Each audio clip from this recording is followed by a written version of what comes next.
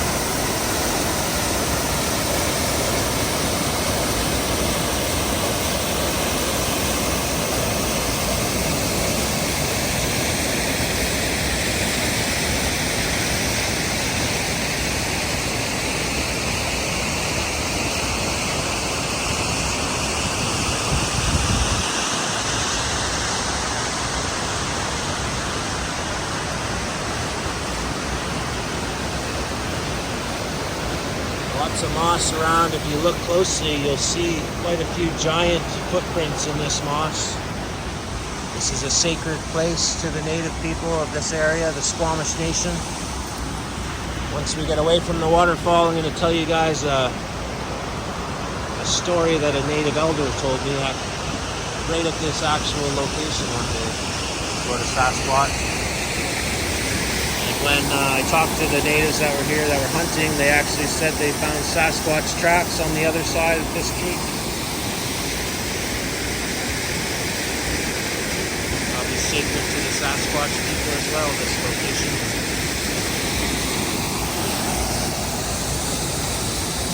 That looks like a giant Sasquatch track right there. Yeah. This rock right here I'm standing on is where they come down, the native people, and if I remember correctly, it was in January sometime. I can't remember the exact date. It was not January 1st, but sometime in January. And they do a sacred dip into this water, and it's icy cold now, and it's even colder in January, obviously.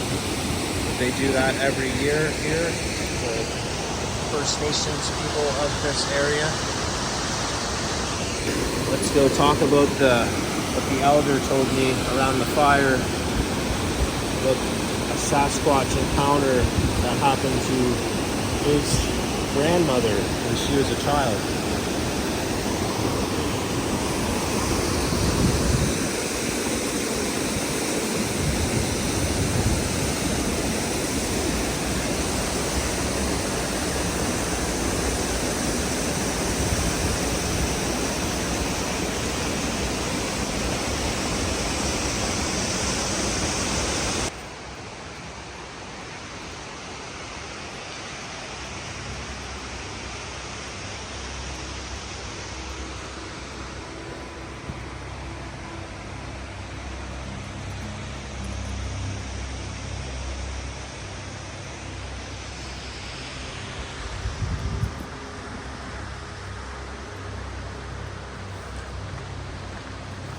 We sat around this fire right here, and a native elder, he was probably 80, and he told me, I asked him about Sasquatch and if he'd ever had an encounter and stuff, and they know about Sasquatch, and they were actually out here hunting in that same day, so they seen tracks across the other side of the creek from the waterfall. And he said his grandmother once, she was out like collecting berries or something, so he was probably 80, so his grandmother would have been what,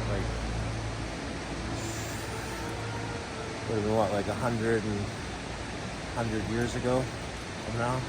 No, it would have been like almost 200 years ago, wouldn't it? A grandmother of an 80-year-old man?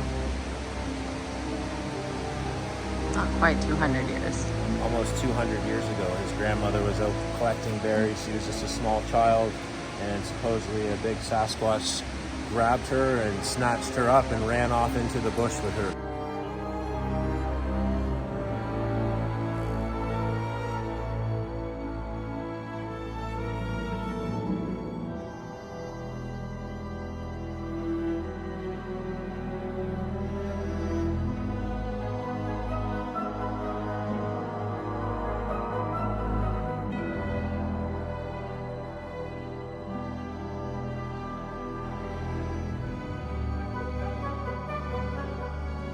And this is somewhere locally around the Squamish area. And what saved her, two of their dogs freaked out and they chased after the Sasquatch.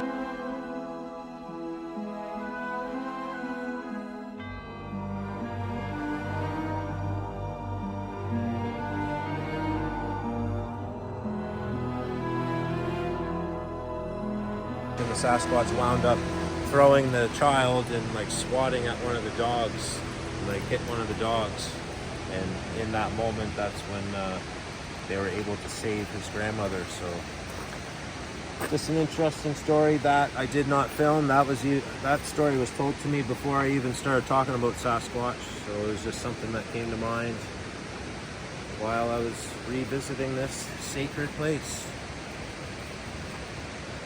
And we're gonna go down the road, and I'm going to show you my very first Sasquatch encounter, which is only about 10 kilometers down the road from here, where I woke up in my tent terrified, and I had to leave that spot. I left everything, my camping equipment. It's gonna be dark, but we will go to the spot and sit out in the dark for a minute.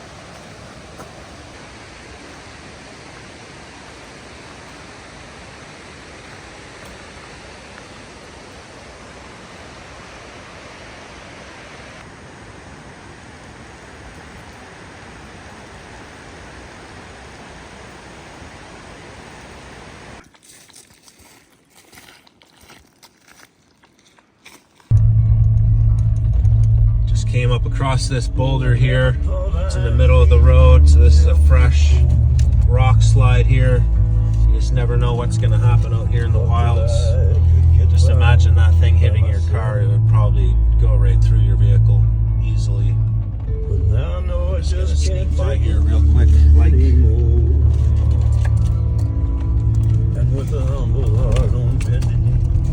they call that a widow maker.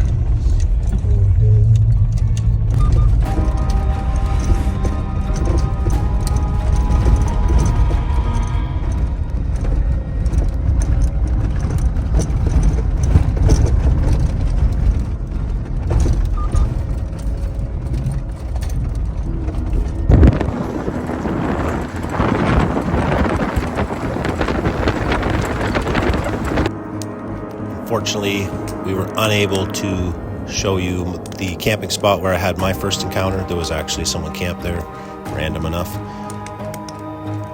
But we are in that area very frequently, and we will go back there probably in the daytime and do a full night camp or something and do a little investigation of the area of my very first encounter.